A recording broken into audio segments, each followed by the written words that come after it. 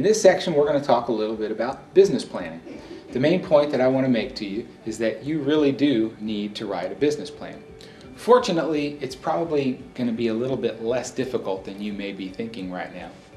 If you happen to use your friendly Google search engine and you typed in the words business plan, you probably saw all kinds of links to business plans that were 40 and 50 and 60 pages long, and they had all kinds of complicated financial projections and pie charts and bar graphs and pretty high level work.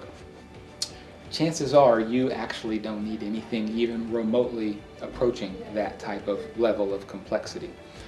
Most small businesses probably can have a pretty good business plan if that business plan is maybe 5 or 6 or 7 pages long and maybe just one page of some financial projections.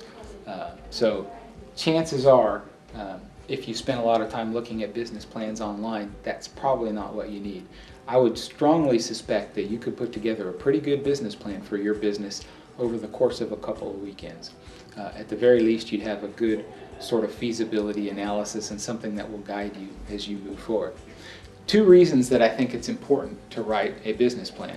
First one is that a business plan is a great tool for personal accountability.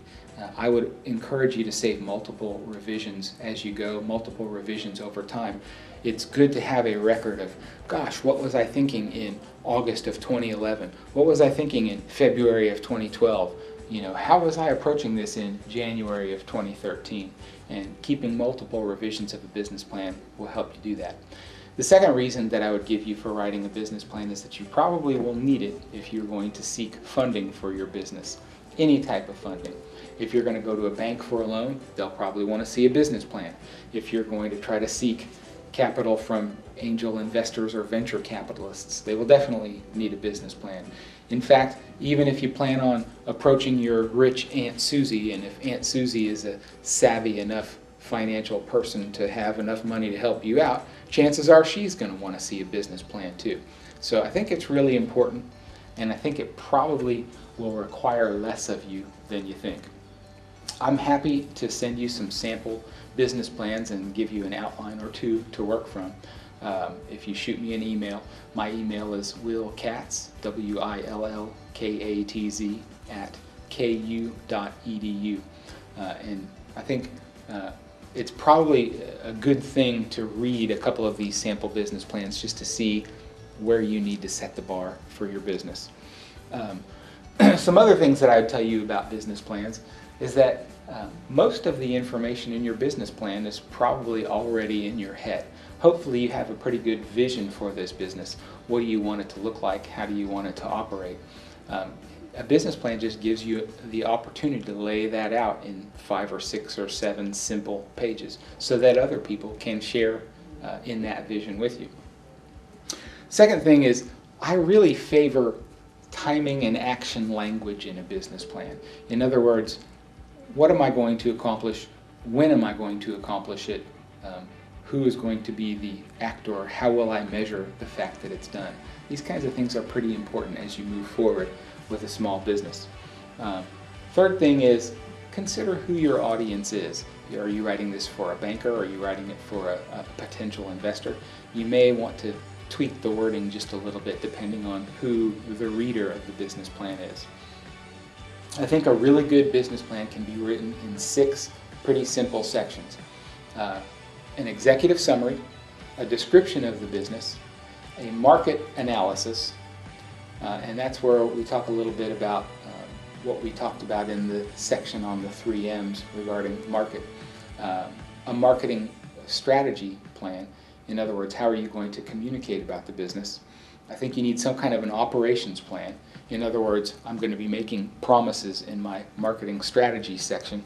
How will I operate the businesses so that I can keep the promises that I make to my clients? And then you'll need some kind of a financial section.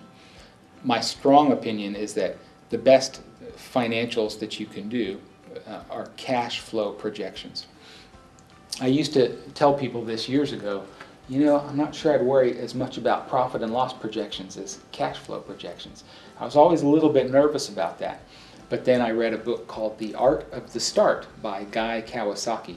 And Guy Kawasaki basically said the same thing that I've been telling people for years, and that made me feel a little bit better about it anyway, because I think Guy Kawasaki's a pretty respected author. I personally admire his work a lot. In fact, I'd highly recommend that book, The Art of the Start.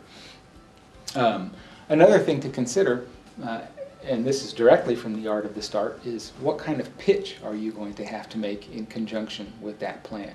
In fact, in that book, Guy Kawasaki talks a little bit about a concept that he calls pitch, then plan. And you can find some information for that on the web if you just Google that term, pitch, then plan. Kawasaki lays out a system of putting together 10 slides that you'd use for a standard pitch. And in fact, what Kawasaki says is a lot of times it's not a bad idea to start with the pitch and then develop the plan based on that. A lot of people put together a business plan and then they try to distill the main points out of that for a pitch. Kawasaki thinks that the pitch is actually probably more important in a lot of cases. So you might want to consider a pitch then plan type of strategy.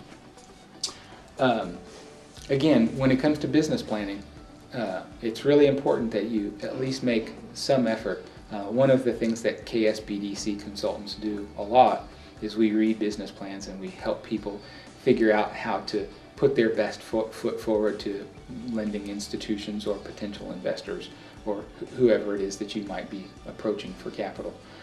So I think it's a pretty big part of what our future interaction might be.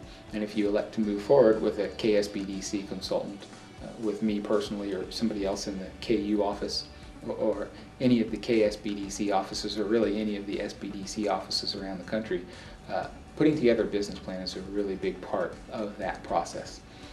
And so all of us, I think, read a lot of business plans, pretty capable of helping advise you in ways that you can be economical with your efforts and put together a business plan that will serve you moving forward, probably with a little bit less effort than you might expect. So please strongly consider getting started now. Read a couple of business plans, get started writing, and be prepared to work with your SBDC consultant moving forward to help make it even better.